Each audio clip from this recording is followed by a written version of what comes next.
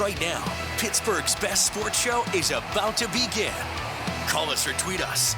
We've got things to talk about on the Ireland Contracting Nightly Sports Call. All right, thanks a lot, Royce, and thank you for tuning into the Ireland Contracting Nightly Sports Call. I'm Rich Walsh. I'll be joined by Chris Mueller in just a matter of moments, and you can give us a call on the Borders and Borders hotline tonight at 412-575-2600. Basically, one thing to talk about here tonight, and it's not the Pirates, Chris. It's the Steelers' schedule. We've been waiting for this for months now. I know you guys had a sneak peek at it, a leak earlier today. I was following you guys on Twitter, you and Pony, but then it was officially announced at 8 o'clock, and it seemed like you guys were right. But, it's an interesting schedule. 2 Thursday night games. I'm sure Mike Tomlin's not too happy about that. Only 4 primetime games.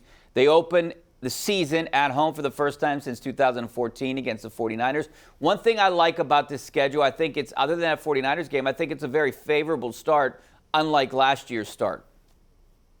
Well, first of all, Richie, we weren't more or less right. We had it right on the money, baby. You had it. If you listen to the PM team, you were 2 hours and 15 minutes early. We had more leaks than a pair of bad plumbers during our show, and we paid them off for our very loyal audience.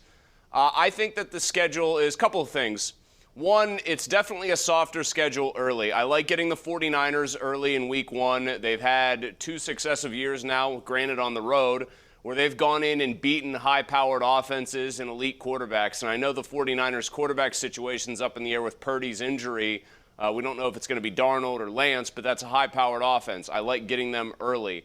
I do generally like the kind of the way the schedule falls for them until about week 9, but I think if you're looking at this and you're a Steelers fan, you have to be honest with yourself. This team needs to bank some serious wins because the back half of that schedule, the way it's set up, the multiple Thursday night games against opponents I really wouldn't want to see on a short week, a bruising Titans team, the Patriots, who are always a pain in the butt to prepare for. They have a pretty tough last 5, 6, 7 weeks even of this schedule, so they need to have a good record going into about week, 12 or so. You guys even had Vegas paying attention. I got an email from like MGM or something at 6 o'clock saying that the Steelers are 3-point underdogs against the 49ers week 1. Yeah, I mean, I think Pony had it 3 exactly. I went 2.5. Donnie went between 2 and 2.5. They all listen, Richie, and they should listen. I mean, it's bottom line. Finger, you know what this is? This is the show. The finger is on the pulse on the PM team, Richie. That's just how it works.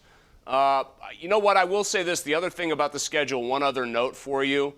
I do not like the fact that the bye is that early in the season. I'm a big believer in you try to push it a little bit later. I know that the risk there is, you've got a bunch of injuries. It could cripple you early. I'd like to see it a couple weeks later for them. You know, Chris, the one thing I like about the bye, it's after a Baltimore game, and usually you look back at the schedules, the Steelers get up for a Baltimore Ravens game, and then you have a little letdown. It seems like, I don't have, in recent memory, I don't know exactly which games that they lost, but it feels that way to me. Yeah, I mean, I think Mike Tomlin's been better lately coming off of byes, too. He had a record once for a while there where he was just inexplicably bad coming off of bye weeks. It probably doesn't hurt to come off the Ravens game. I'll admit that much.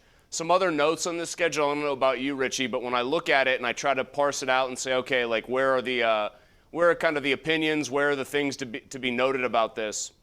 I think the Raiders in week 3 is not a great situation for the Steelers because you expect with Garoppolo and McDaniels they'll put up points, and the one thing with Garoppolo is that he's a China doll when it comes to injuries. I mean, little crack and then he's done.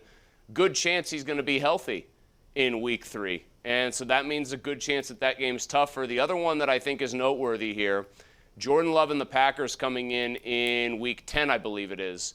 And that's a situation, Richie, I don't know about you, where if Jordan Love is what they think he can be, there's a much better chance that he's going to be looking sharp by week 10 than if, say, you got him in week 3, week 4, week 5, something like that. So I'm glad you brought up the Packers game because for me, I think that's, the Steelers have a much tougher home schedule than they do away schedule. And for me, I can't think of a layup win for the Steelers at home.